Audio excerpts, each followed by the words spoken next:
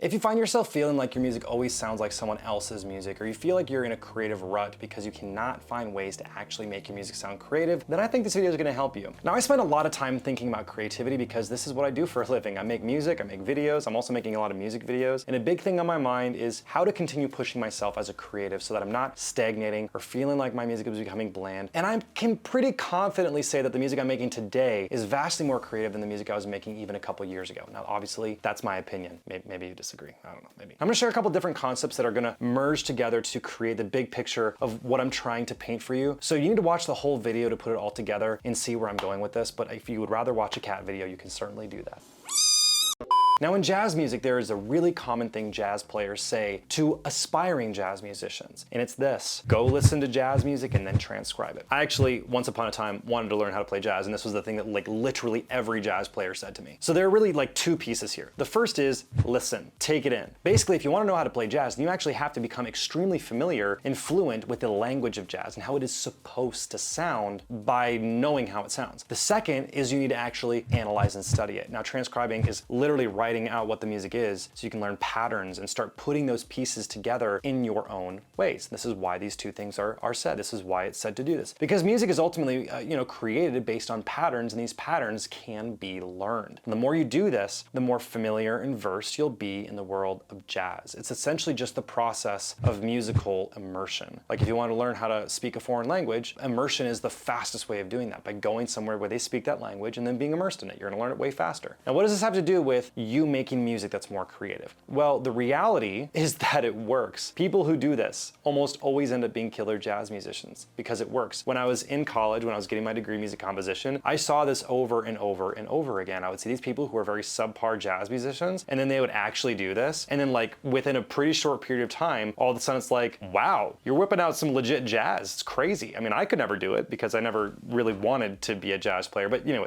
that's besides the point. Now, this is just one piece of the picture that I'm trying to paint, is this whole jazz analogy. You need to immerse yourself in the music that you want to make by listening to it a lot, but not just regularly listening. You need to analyze it and study it. So I'm not talking about casually listen. And now, I'm not saying that you need to go and transcribe the music that you love, but you should know the anatomy of those songs you love. What kinds of chord progressions do they use? How are the melodies constructed? What are the typical grooves they're using? What kinds of sounds do they tend to use? You do need to become a bit of an analyst or a detective to figure this out, and it won't happen by being passive when you listen. It does take work. So that's part one, is immerse yourself in the music you want to make. Now, I know that you're thinking that means you're gonna just sound like them, therefore not be creative. So hear me out, I'm not finished, because here's the problem with this. Like I just said, you're gonna inevitably start sounding like what you immerse yourself into, which is the problem you might be seeing. Now, for some, that might be good because you can become really, really good at that sound, and maybe that's enough. But the problem is that by becoming another version of someone else, you really aren't necessarily going to find the most creative version of yourself. You might be great at it, right? But someone will always be saying, ah, yes, you sound like so-and-so. I mean,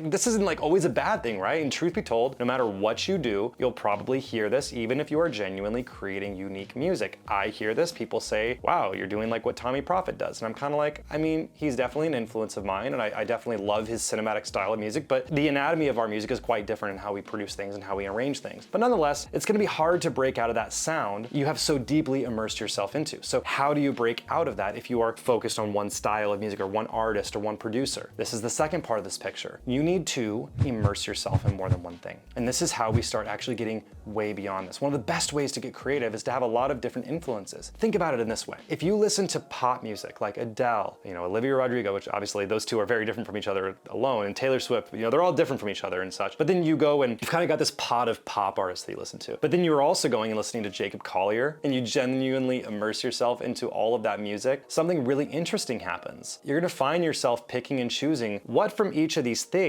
you like to create something that is yours. Think about part of why the song Heartless by Diplo and Morgan Wallen was so huge. It was super different because how many people at that time were making country music with 808s and trappy beats? Like no one. But now that's happening a lot more because it stirred the pot, and now others are taking influence from it, and they're saying, hey, this is really interesting, we should do this more. But even Jacob Collier is so unique because he talks about his influences, and they come from everywhere, which is partly why he is so unreplicatable. And if you don't know who Jacob Collier is, just like take 5 minutes after this video and go look him up and you'll see what I mean. Like, I don't think that we're gonna find another version of someone just doing what Jacob Collier does, because how the heck are you supposed to replicate that in the first place? Like, what 1 or 2 things can we point to that he has taken influence from, and then can we just like say that that's the sound of Jacob Collier, right? You just can't, because he hasn't taken influence from 1 or 2 things. He's taken influence from many, many things that make it almost impossible to replicate, because he now has his own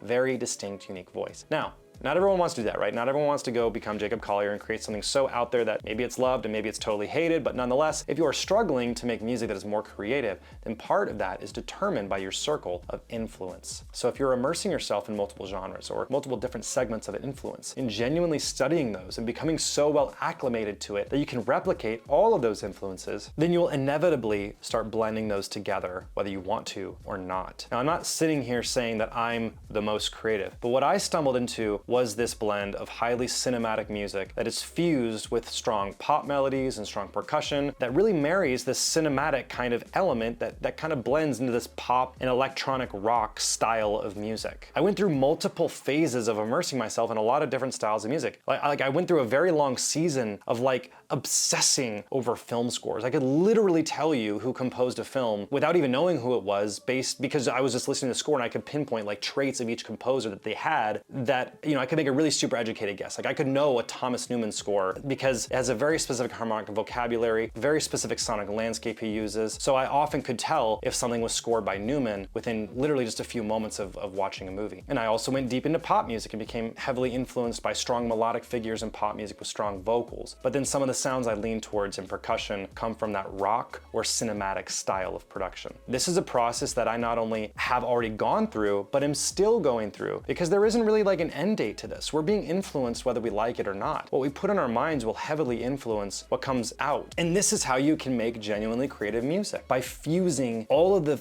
types of influences that you have into one. So for me, I'm obviously influenced by cinematic music and rock music and pop music. And maybe that's not so obvious to people, but those influences are gonna help me become this multi-dimensional individual that's creating things that are unique. And a lot of what creativity is all about exploring the unknown. I mean, think about it. When we say something like, wow, that was creative, what are we really saying? You're really saying something more like, that isn't something I've heard before, or that is new, or that is unique, which really boils down to, that's unknown before now. So if you truly want to be creative, then a lot of that process is seeking out the unknown, asking the question, what would it sound like if you fill in the blank? What would it sound like if Frank Sinatra Big Band was fused with electronic production? Like, I have no idea. Like, maybe it would be awesome. But do you know how you could try to do that? By first immersing yourself in those styles, analyzing them, and then naturally fusing them together through experiences you create. Like, if you wanted to do that, then listen to a ton of Frank Sinatra, and then also listen to a ton of electronic music. To me, this is one of the ways that no one really talks about with becoming creative, to actually think about the fact that what you put into your mind is kind of like a diet. It's like food. If you put good things in and you spend time with them, then those things will reap benefits over time. This isn't some like get creative quick tactic. This takes time, but I strongly encourage you to do this. And it's not just the doing of it, but it's the active pursuit of it. Because you might be saying, Nathan, I already listen to lots of different music and I already have this very eclectic interest in music, but are you analyzing it? Are you studying it? Are you a student of it? Are you being super focused and not just saying, I just like a lot of styles of music? That's a very different thing than saying, I am actively pursuing knowledge of how this style of music works. Comment down below. Let me know what you think of this. I would love to hear your thoughts. We'll see you in the next one.